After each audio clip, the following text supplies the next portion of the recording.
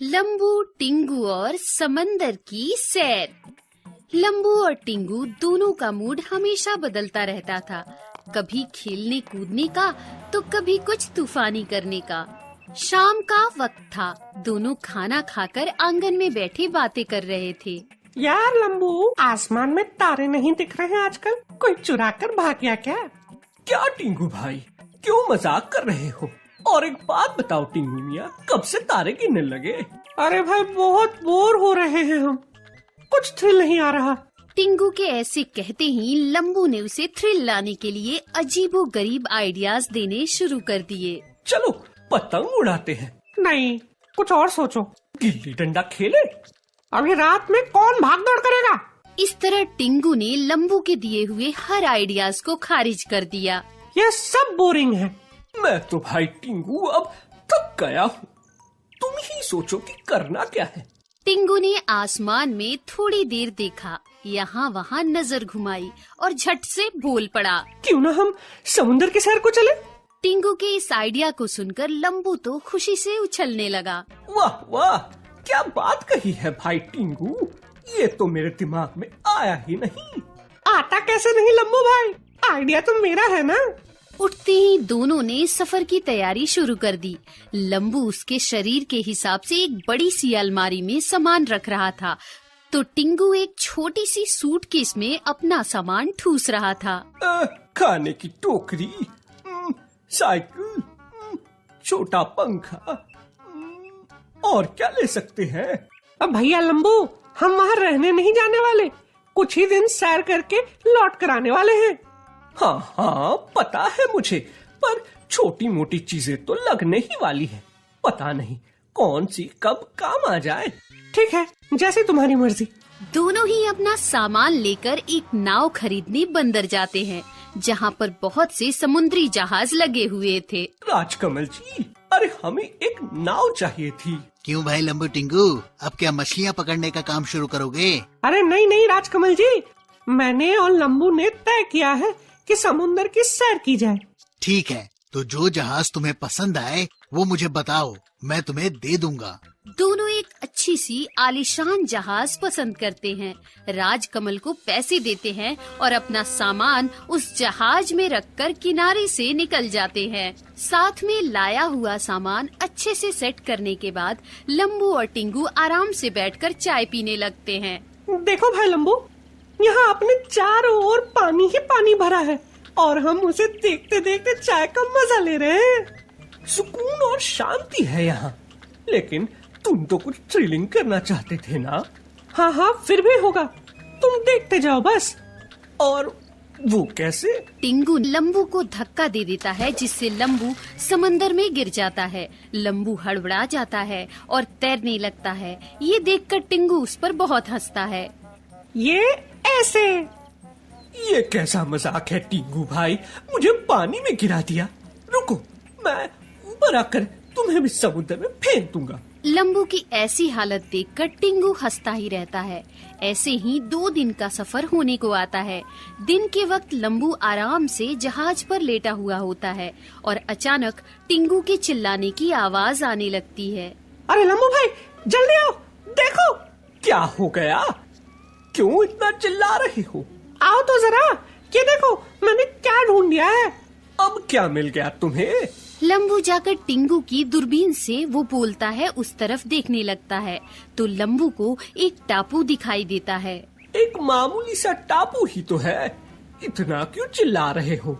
अरे लंबू भाई, हम सैर करते करते पता नहीं किस दिशा में चले आए हैं और हम दोनों ने एक नया टापू ढूंढ लिया है, देखो। तो फिर अब करना क्या है? अरे मैंने कहानियों में पढ़ा है, ऐसे टापू पर खजाने बजाने मिलते हैं। चलो हम जाकर देखते हैं। दोनों टापू की तरफ बढ़ते हैं और धीरे धीरे किनारे पर पहुंच जाते हैं। उन्हें दिखता है कि टापू पर एक घना जंगल है। हमें टापू पर नहीं जाना चाहिए टिंगू, पता नहीं वहाँ कुछ भी हो सकता है। अरे इसमें ही थ्रिल है, तुम अब बस चलो मेरे साथ। कोई है? यहाँ तो कोई भी दिखाई नहीं दे रहा। अरे भाई लंबू, यहाँ इतनी दूर कौन रहने आएगा भला? चलो फिर अब बस करो, लौट चलते हैं, हमें अपने घर भी तो जाना है। चले जाएंगे, बस एक बार ठीक से खजाना मिलता है कि नहीं वो तो देख ले। तभी उन पर अचानक से आदिवासियों का हमला हो जाता है। वो लोग उन्हें कैद कर लेते हैं। अरे भाई, ये लोग कौन है? अरे छोड़ो हमें, छोड़ो। अरे हमें क्यों पिंजरे में डाल रहे हो? हमने क्या किया है? हुई या हा हा हुई हुई। अरे तुम कहना क्या चाहते हो भाई? अरे हमें कहाँ ले जा रहे हो? आदिवासी लोग लंबू और टिंगू को पकड़कर उनके कबीले की तरफ ले जाते हैं और कबीले में पहुंचते ही उन्हें पेड़ से बांध दिया जाता है। वहां के माहौल से लगता है कि आदिवासियों का कोई उत्सव चल रहा है, क्योंकि सभी आदिवासी नाच रहे होते हैं। तब देखकर लंबू परेशान हो जाता है और कहता है, ये कहाँ पर आकर फंस गए टिंकू भाई?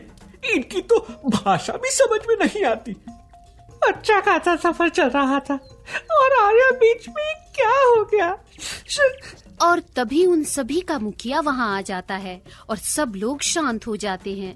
मुखिया लंबू और टिंगू की ओर इशारा करके बोलता है, युम्मा हस युपखोसा ईरा हा हा ई ऊ ई आ आ।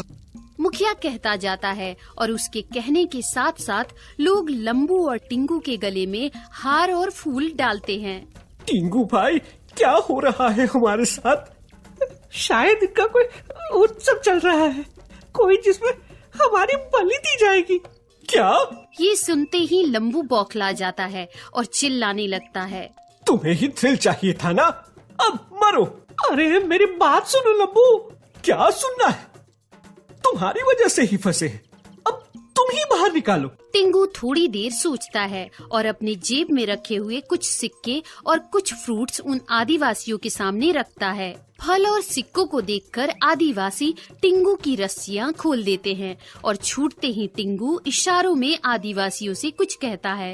ऐसे फल हमारे पास बहुत है, सिक्के में बहुत है। उन्हें हमारी भाषा नहीं समझ में आती टिंगू। लेकिन इशारे तो समझ में आते हैं। टिंगू इशारों में मुखिया को समझाता है कि उसके पास जहाज में बहुत सारे सिक्के और फल हैं। अगर वो चाहिए तो उन्हें जहाज तक ले जाना होगा। ये लोग नहीं मानेंगे टिंगू भाई, आज हमारी मौत पक्की है।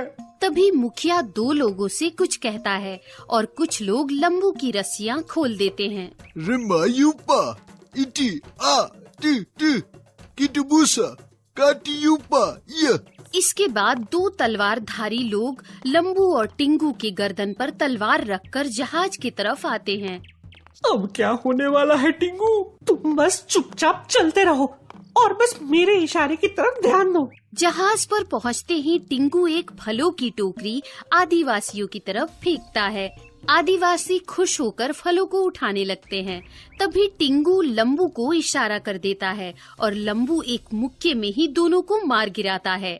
इसी का फायदा उठाते ही टिंगू जहाज के इंजन को शुरू कर देता है।